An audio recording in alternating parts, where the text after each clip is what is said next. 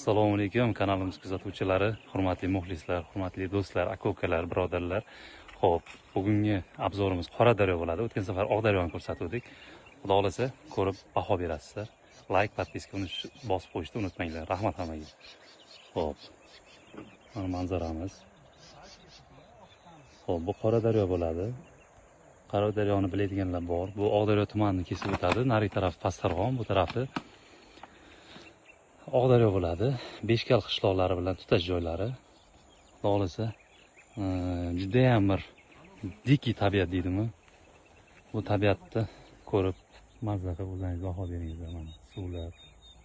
To'g'ri, bu kamroq suv, lekin bundanda ko'proq keladigan taraflari bor. Bizlar bir chetroqda turibmiz. Xudo xolasa tabiat juda ham bomba. Kelib dam olib o'tirib ketadigan joylar bor ekan. Odamlar mana piknik qilgan.